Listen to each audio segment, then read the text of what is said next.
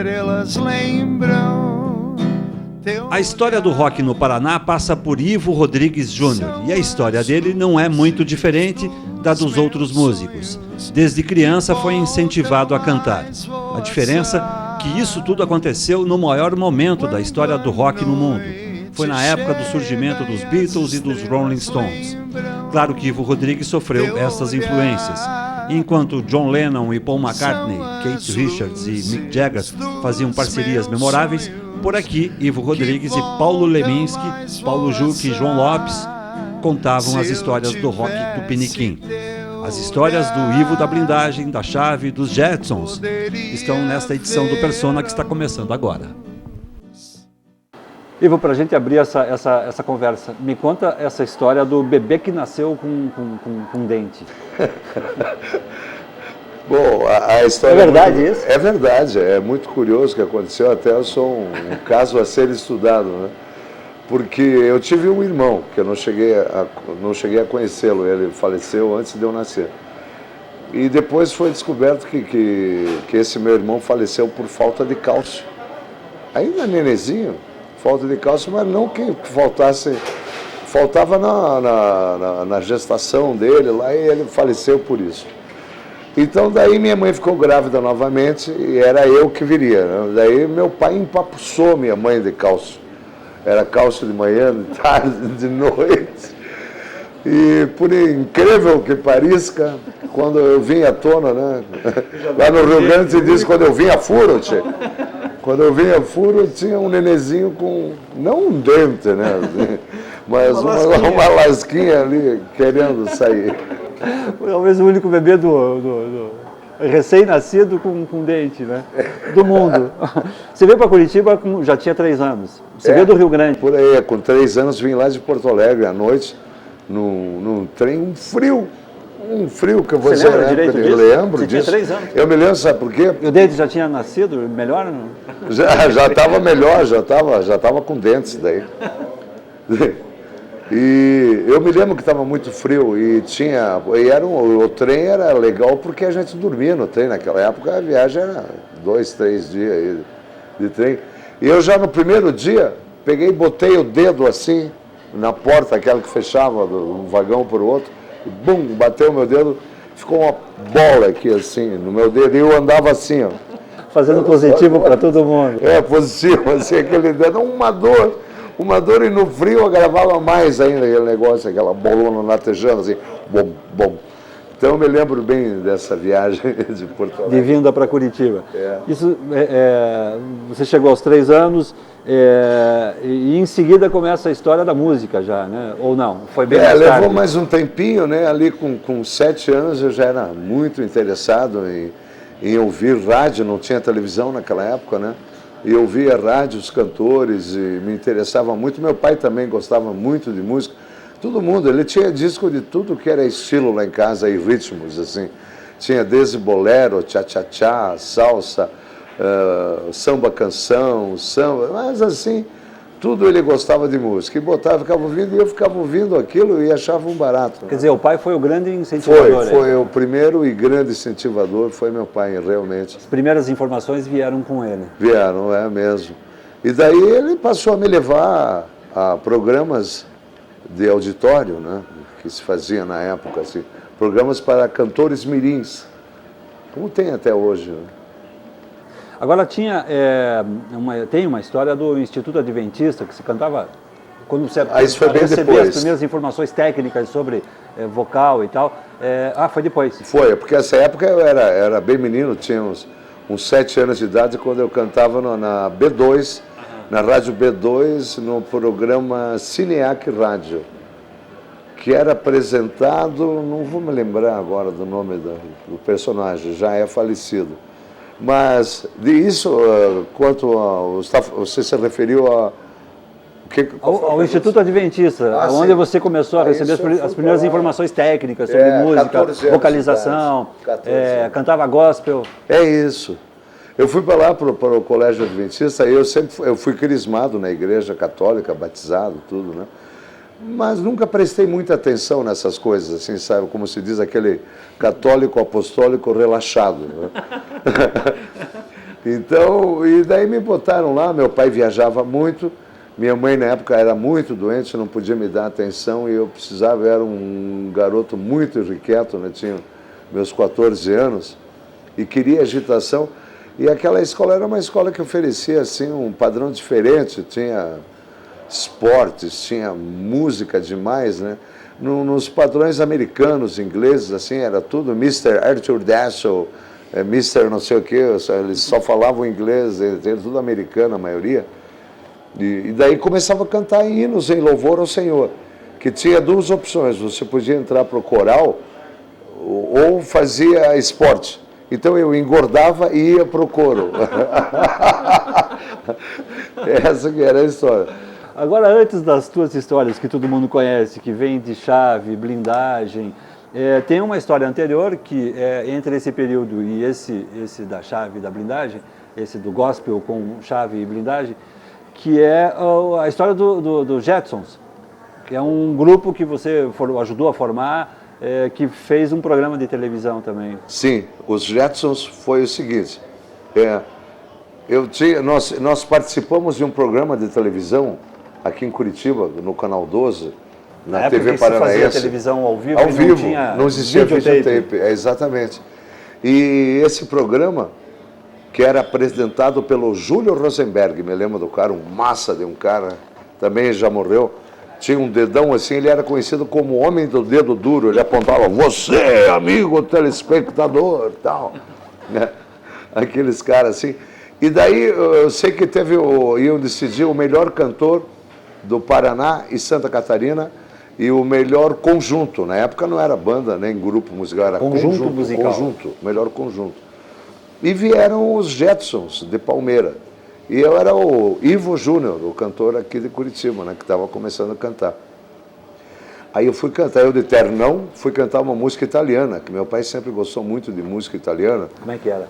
Eu fui cantar uma música do Cláudio Villa, Non pensare a me. Non pensare a me, continua a cuore la tua strada e senza vai, pensare a me. Há quanto tempo você não canta essa música? Pô, nunca mais cantei.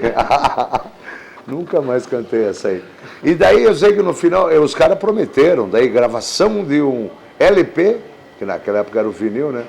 A gravação de um LP, um programa na televisão, um carro 0 quilômetro, para cada um do conjunto, e se o cantor ganhasse, o cantor ia ganhar tudo isso. E estadia no Rio de Janeiro, São Paulo, para fazer shows e tudo mais. Eu sei que os Jetsons acabaram ganhando como o melhor conjunto, e eu ganhei como o melhor cantor. E ganhou tudo aí isso? Nos conhecemos. A premiação foi fiel? Como? A premiação foi fiel? Você recebeu o prêmio? Eu achei legal ter ganhado. Ah, ganhou, pagaram. Não, mas daí foi o seguinte, não deram nada disso. Nada, dançou tudo. Era tudo historinha. A balela. A vulgarmente conhecida balela. Aí o cara contou uma história triste, minha mãe está grávida, irmã paralítica. O homem do dedo duro? Do dedo duro. E eu acabei o que eu peguei, os Jetsons parece que levantaram uma grana na época. E eu, Troféu Barra Limpa, era o nome do programa, Troféu Barra Limpa. E eu ganhei um programa na televisão, que era na TV Paranaense, o Canal 12, a TV Paranaense, era ali na Emiliano Perneta, em frente ao Colégio Novo Ateneu, agora, a Faculdade de Curitiba, ali hoje. Ali era a TV Paranaense. E daí eu ganhei um programa e comecei a fazer, foi minha primeira experiência de televisão. Programa só musical? Musical e... Era apresentação de conjuntos? Conjuntos, cantores, duplas, tudo. Você apresentava o programa? Eu era um mestre de cerimônias. Mas também cantava? Cantava também, e de smoking, à tarde, smoking, assim, comprado na loja Universal. Ali tinha Anastácio e Universal, que tinham roupas a rigor na época. Eu digo, não, vou de smoking, né? Que nem o Aguinaldo Raiol. Você tinha quantos anos aí, Ivo? Aí eu tinha uns garotão, 17 anos, E se achava bacana 16. de smoking, não? Eu era o gran comedor. Ivo Mastroianni. Aí, para pular um pouco essa história, em final de 60, 69, 70, 71, começa a história da Chave. 69, até 69, 69 começa a Chave. Aí nos encontramos, tal, daí, nós que fizemos juntos lá, pois é, nós estamos com um projeto de um conjunto que vai se chamar A Chave, que até ali eles eram os Jetsons. Os Jetsons se transformaram em... Chave. Tá certo. E gostaríamos que você cantasse no nosso grupo. Venham conhecer as músicas que nós vamos cantar. E eles tocavam muito na alta sociedade, aí, barará, então, só para magnata, para festa de 15 anos de magnata. E o português, que era o nosso baterista, trazia os sucessos lá da Europa, porque naquele tempo demorava muito. O Deep Purple fez um arranjo de Help, Day Tripper dos Beatles, que levou um tempão. E assim que eles lançaram lá, nós tínhamos aqui e começamos a tocar, e era um sucesso. Essas músicas, nós éramos a banda mais inovadora que tinha. E inovamos mais ainda quando começamos a compor nossas próprias canções, que ninguém fazia isso. Todo mundo só copiava a música dos outros, né? Aí nós começamos a compor. Nessa época aí, você falou em Beatles, vocês devem ter sofrido influência de Beatles, Rolling Stones, Deep Purple. Sim. Só se ouvia isso na época, né? Foi a explosão do rock and roll mesmo. Foi uma loucura. O que me pirou a cabeça foram os Beatles e os Rolling Stones, realmente. O que você mais gostava de ouvir dos Beatles? Bom, quando eu consegui ouvir, eu me lembro que eu fui no Cine Marabá, que é ali na Mateus Leme, que depois virou Bristol, agora é Bingo, acho. Virou um bingo que já nem bingo mais é. Ali passou Help dos Beatles, né? Eu digo, vou assistir, né? Era um sábado à tarde.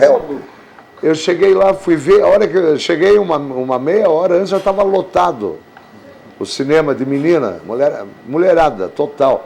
Apagou a luz, começou, mas olha, cara, parecia que estavam matando porcos, assim, né? Assim, uma multidão berrando enfurecidamente, loucamente, assim. Não se ouvia absolutamente nada. Por isso que eu falei, quando eu conseguia ouvir os Beatles, era uma loucura, foi o que virou a cabeça mesmo. E daí os Rolling Stones também, com o outro lado da moeda, né? Depois que você foi descobrir qual é que era o lado dos Rolling Stones, né? Que é, pô, como os caras eram feios, parece que eles faziam questão de ser feios, enquanto os Beatles eram lindos, maravilhosos, né? Aliás, a grande diferença na época era essa. Entre Beatles e Rolling Stones, o que um grupo vendia e o que o outro grupo vendia. Exatamente. Era bonito, foi uma jogada de marketing, feio, né? Muito legal para a época, porque os Beatles lançaram Let It Be, Deixe Estar, e os Rolling Stones lançaram Let It Bleed, Deixe Sangrar, entendeu? Quer dizer, era o lado escrachado, aquela língua dos Stones, né? Aquele troço já é o escrache, é o deboche, que é o maior barato dos Stones, é esse deboche mesmo. Para mim, o Rolling Stone mesmo, dos Rolling Stones mais original, é o Keith Richards. Aquele é realmente um Rolling Stone. O Mick Jagger, para mim, parece mais para a vendedora da Avon, né? o cara conhece mais de cosméticos do que a modelo mais transada do mundo. Você ouve muito Rolling Stones hoje? Ouço muito, nunca deixo de ouvir. Sou fã de Rolling Stones. Mesmo com a Avon e tudo mais? Com a Avon e com tudo. Mas ele é um grande intérprete.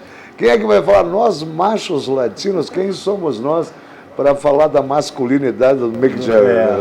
Agora, se Beatles tivesse continuado, se o grupo fosse mantido, o que teria dado dessa história com os Rolling Stones ainda em atividade? Será que ainda seriam esses mesmos papéis aí, de os mocinhos e os bandidos?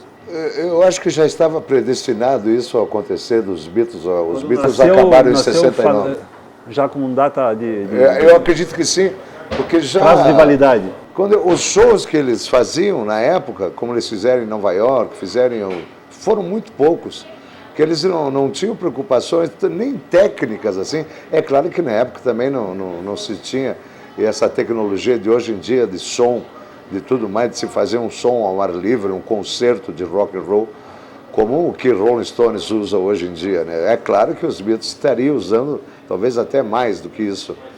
Mas eu sempre vi os Beatles mais como um grupo de estúdio, sabe? Nunca como vi também, e pouco que eu pude ver eles em Nova York, que eu vi eles ao vivo, depois eu vi no Let It Be também, eles no alto do prédio lá, cantando na Apple. E agora Rolling Stones, desde aquela época já estavam em Altamonte, né? Já estavam em Monterrey, já estavam os caras agitando mesmo, né? Shows mesmo. Então já dava para ter uma ideia de quem ia vingar mais tempo, ia ficar mais, né? Mas os Beatles são inesquecíveis, né? É uma coisa que não vai morrer nunca, mas nunca. Agora, em 60, voltando para a nossa casa, Sim. Nesse período você já estava tocando com a chave, aí já existia o Made in Brasil, o Joelho de Porco e a Rita Lee começando. E você chegou, inclusive, a fazer uma excursão, ou várias excursões, pelo país aí, com Rita Lee, Joelho de Porco, Made in Brasil. Sim. Tinha mais um grupo, se não me engano. Sim, Casa das Máquinas. Casa das Máquinas. Até Mutantes, né? Vocês chegaram a tocar juntos. E vários mais outros recente. grupos também que eu não me lembro agora, né? Com a Rita Lee, como é que foi? Que é a mais A Rita conhecida é hoje. nossa amigona, né? Até hoje, você tem contato com ela? Até hoje, assim. E quando eu estive meio doente, um tempo atrás, a Rita foi de uma simpatia ímpar comigo, assim. Ela fez questão de gravar em São Paulo uma mensagem para mim que me deixou emocionado, que eu sempre considerei muito ela, em que ela fala que era muito cedo para eu morrer, que eu tinha muita coisa para fazer ainda, que ela não podia perder um amigo como eu. E isso me deixou assim, eu cheguei, eu vou às lágrimas. Eu sou daqueles caras chorão. Eu choro até em inauguração de supermercado, entendeu? Aquelas coisas assim. Então, qual a mensagem da Rita Lee, então? Mas eu me aí te pegou. Me pegou bonito. E então foi sempre uma amizade muito grande que nós tivemos com a Rita, com o Serginho, com o Arnaldo dos Mutantes e toda aquela moçada ali, o Pisca do Casa das Máquinas, os Incríveis, Netinho, Nenê. Todos eles, como assim, que era, são nossos Ivo, amigos conviver com esse pessoal nessa época aí de efervescência política no país, aí, 69, 70? Nós éramos uma raça à parte, não tinha nada a ver. Pelo menos no rock and roll, a gente não tinha preocupação política, não, nisso aí. Os caras que eram exilados aí eram os Caetanos, os caras cabeça, né? Bom, esses caras tal. Mas a censura judiou de vocês? Não, era um monte de burro, cabeludo, maconheiro e viado. É isso que se pensava. Deixa eles. Deixa em paz. Tá bom assim. Nós que fazemos a mais pura das artes, não temos que mexer com a mais podre das profissões. Tá certo, Ivo. A gente vai fazer um rápido intervalo, a gente já volta, tá bom? Legal. Um instante só.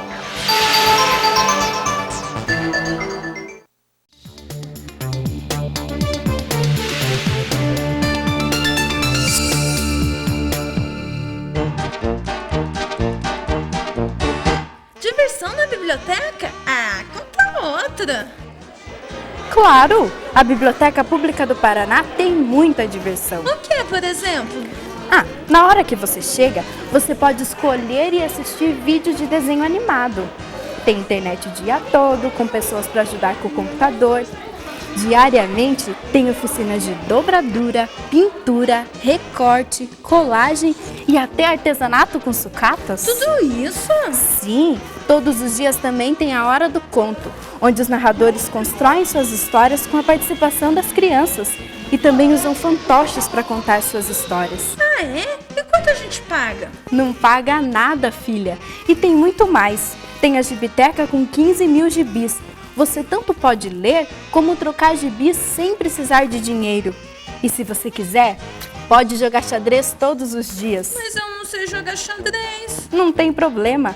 A biblioteca dá o curso de xadrez de graça para você. Será? Sim, e sem pagar nada também, todos os meses tem teatro infantil. Além de um encontro mensal com o autor de literatura infantil do Paraná. Poxa. Pensa que acabou? Não. Não, tem um curso de espanhol gratuito.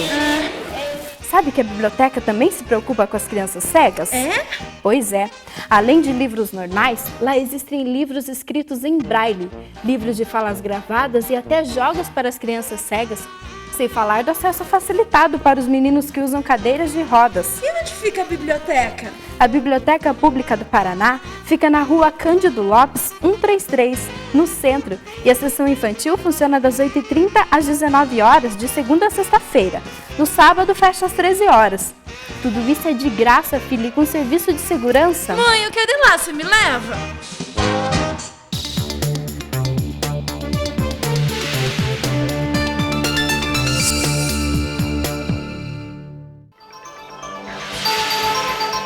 O Persona está de volta hoje conversando com essa figura maravilhosa aí da música paranaense, Ivo Rodrigues, vocalista, violão, harmônicas. O que mais que se toca aí? Bom, Guitarra? Eu toco o violão. Você só trouxe o violão, mas toca guitarra. Sim, mas é a harmônica. mesma coisa, né? A harmônica que eu também... Sabe o que acontece, Sérgio? Na verdade, o violão eu não tenho nem cacuete de instrumentista, entendeu? Eu gosto de cantar, eu gosto de fazer os vocais com a minha banda, com os meus amigos do Blindagem. E o violão eu uso assim num acompanhamento bem primário, assim, né? Mas a tua grande marca na música é a voz, né? É a verdade. É. Eu gosto muito de cantar, como nós já conversamos, canto há muito tempo, né? E a harmônica sempre cai muito bem nas músicas do Blindagem, por se tratarem de música da terra, assim, e coisas aqui que a gente pretende falar das nossas coisas aqui do Sul, né? É uma coisa que é uma preocupação que não é uma preocupação, que sem querer o negócio flui, assim, sai normalmente nas músicas que eu faço, assim, e que nós fazemos no Blindagem. Você falou, Ivo, em Blindagem, a Blindagem foi já na sequência da Chave, né? Você teve, inclusive, um período que você tocava no Blindagem e na Chave, bem no começo, nessa transição aí. Aconteceu o seguinte, que na época da Porque Chave... a Blindagem está completando 28 anos de atividade. É com a minha presença. 28 com você. Isso, exatamente. Porque existia, antes de CD eu entrar, era o Movimento Parado, que era o Paulo Juque, que é o nosso baixista, o Alberto, que é o guitarrista, e outros músicos. E quando... porque o Movimento Parado também tocava as minhas músicas, que eram outras músicas que não havia interesse da Chave de tocar, porque não eram estritamente rock and roll. Então você tocava músicas que eu fiz parceria com o Leminski, outras canções que eu tinha feito sozinho também. E a gurizada do Movimento Parado, que viria a ser o Blindagem, gostava, e a gente se divertia, ia para a praia juntos e brincávamos. Até chegamos a fazer shows juntos quando eu estava na Chave ainda. Esse encontro aconteceu num festival na Reitoria, se não me engano. Não, esse da Chave foi para essa transição. Não, essa foi dos Jetsons para a Chave. Dos Jetsons para a Chave, exatamente. E daí chegou uma hora que eu resolvi ir ficar com eles ali, né, com o pessoal agorizado do Blindagem. E isso foi em 76, acabou a Chave. Daí nós começamos o Blindagem. Mas aí também tem uma outra história bacana, que é a tua convivência, que formou um trio, na verdade, que é Blindagem, Ivo e Paulo Leminski. O Leminski era nosso amigo, né? Assim, não era só de música, né? Era amigo de conversar, de dar risada, de tomar uísque junto, né? De fazer um monte de porcaria junto. Era nosso grande companheiro. Eu brincava com ele quando ia na casa dele, a Alice me atendia, eu dizia, cadê o anfitrião? Sempre na festa. E o Leminski dizia assim de mim, o Ivo pensa que a vida é uma festa que não acaba nunca. Ele dizia isso para você? Dizia isso para mim. E essa parceria, como é que foi? Como é que os trabalhos foram acontecendo? E daí a gente se conheceu, né, e fomos trocando informações. Fui aprendendo muita coisa com ele foi aprendendo muita coisa comigo.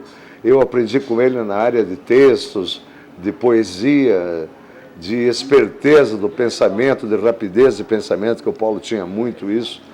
E o Paulo acho que aprendeu comigo um pouco de rock and roll, de música, um pouco sobre a história do rock também, e de criar rock and roll, que foi os primeiros rocks que ele fez, foi junto comigo.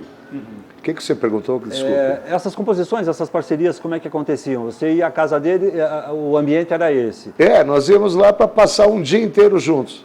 E então estavam as crianças dele por lá, com pinico para cima e para baixo, a Áurea, o Miguel, que faleceu, e eu ia com as minhas namoradas, depois uma foi... Por falar em namorada, você chegou a ser noivo de aliança e tudo mais, Ivo. Pois é, essa história não espalhe. Não espalhe. Pois foi... não deu certo, infelizmente, né? Assim, mas fomos 4 anos noivos, né? E ela não me aguentou mais, depois de 4 anos eu não me resolvia. Me dispensou. Voltando ao Paulo Leminski, foram anos de convivência, algumas composições... mais de 100. Mais de 100? Mais de 100. As mais famosas, O Diário de um Suicida? Oração de um Oração Suicida. de um Suicida. Essa música eu não tenho participação. Essa música foi feita o Paulo Leminski foi e o do Pedro disco Leminski. do Blindagem. Sim, foi uma música que nós demos um arranjo, uma roupagem nela, que ela está como está hoje, né? Engenheiros do Havaí gravaram essa música. O Plebe Rude não, o Reles Pública aqui de Curitiba, meu amigo Fábio Elias e a moçada, a quem eu desejo sempre muito sucesso, estão se dando muito bem em todo o Brasil, o Reles Pública, também gravaram essa música aqui, no estilo do Blindagem, até manda um alô tal, no meio da música. Marinheiro. Marinheiro, que mais? Sou Legal, Eu Sei. Essa música, Sou Legal, Eu Sei, é uma música que está tocando na BR-FM de Boston. E é a música dos refugiados sul-americanos nos Estados Unidos, dos meus porto-riquenhos ali, todo o pessoal que atravessa ilegalmente para os Estados Unidos, tem essa música como hino, que é a música em parceria o Paulo e eu. Uhum.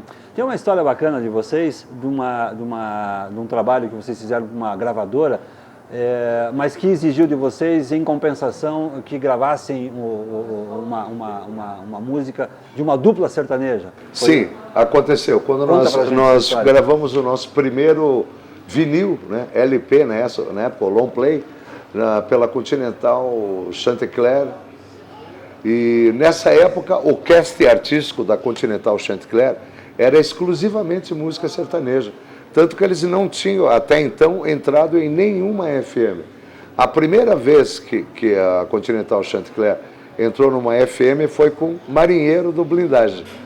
Mas só que para a gente gravar esse disco, não que fosse uma imposição deles, não é isso. Mas deram a entender sutilmente que seria muito bom o Blindagem. Simpático. Seria simpático do Blindagem gravar uma canção de um dos grandes sucessos do cast artístico da Continental Chantecler. E daí nós, pesquisando lá, achamos legal o Milionários é Rico, que a gente já conhecia a dupla, e eles têm uma música chamada Berço de Deus, que na época, tanto na época quanto hoje, a proposta do primeiro disco do Blindagem, esse é um papagaio. Esse é um marrecão. É um marrecão mesmo. Você vê que tem efeitos especiais aqui. Né? Mas, então, daí, era a mesma proposta, ecologia, tal, que era o lance do primeiro disco do Blindagem. E Berço de Deus caía certinho. Aí nós resolvemos mudar o ritmo da música para blues, que é a levada do Blindagem, né? E ficou um barato, mó tesão. Como é que ficou? Dá um pedacinho. Vamos lá, um pedacinho, então. Vamos ver se eu me lembro. Amigo, irmão, não zombe da natureza. Existem tantas belezas pra gente contemplar. Se me seguires, passo lento por onde vou. Nossa, até o público. Com carinho e muito amor eu quero lhe dar. Em cima da terra, no fundo do mar, existe o tesouro pra gente desfrutar. Em cima da terra, no fundo do mar, existe um tesouro pra gente desfrutar.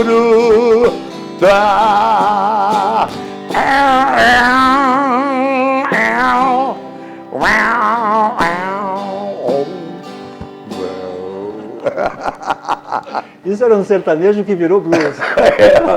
Mais ou menos. Você toca balada, rock, blues. Country. Nenhum preconceito com música Não sertaneja? tenho, não tenho, não. Eu só comprei uma espingarda de 2 canos para matar a dupla sertaneja.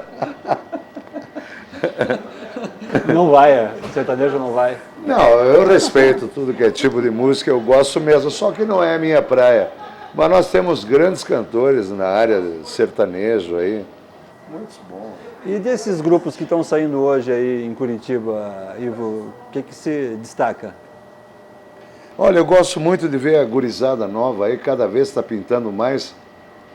E Curitiba tem essa influência, né? Você vê em qualquer lugar do mundo, num país como o Brasil, uma nação emergente, assim, terceiro mundo, você vê lá em cima, onde é mais raiz, tudo é raiz, a música tem que ser de raiz, não é? E aqui embaixo, que é fábrica, é trampo mesmo, é São Paulo, é Porto Alegre, né? Essas cidades assim, Curitiba, que tem agitação montadora de automóvel e tal, é como se fosse uma Chicago daqui, assim, um troço assim. Então é rock, entendeu? É rock and roll e é próprio, é o ambiente para isso aí mesmo. E a cultura aqui de imigrantes que nós temos aqui é próprio para isso aí, entendeu? E nunca iríamos escapar disso. E eu vejo essa gurizada, estilo mod, assim, os caras de terninho, cantando músicas deles com músicas estilo rock anos 60. Mó tesão, mó embalo, letrinhas simples assim, sem preocupação alguma, aquele lance da gurizada mesmo. E eu fico muito feliz com isso. Coisa muito honesta legal. e bonita. Como? Trabalho honesto e bonito. Honesto, bonito, simpático assim, que todo mundo fica à vontade curtindo. Tá ok, Ivo. Obrigado pela oportunidade da conversa. Parabéns pela tua vida, pela tua história de vida, pelo teu trabalho. Oh, que legal, Sérgio. Eu que agradeço a você. Um grande abraço a todos vocês também, meus amigos. Eu só quero lembrar que o programa Persona de hoje foi gravado aqui no Bar do Lago a pedido do Ivo. E a gente agradece então ao seu Francisco Maestrelli, proprietário do bar aqui no Parque Barigüi. Eu queria que você tocasse alguma coisinha bacana, assim, para a gente encerrar o programa com uma musiquinha, um bluesinho. Vamos lá. Eu queria, guria, ser um bandido, astronauta perdido, um cisco voador, penetrar teu olhar, ver teu olho ferido. Queria, guria, ser dono do medo, um buraco negro, uma nuvem fechada no elevador, um cabelo molhado do gospardo da flor. Queria, guria, ficar nu do teu lado, teu chiclete mascado, todo gozado pelo teu amor. Eu queria, guria,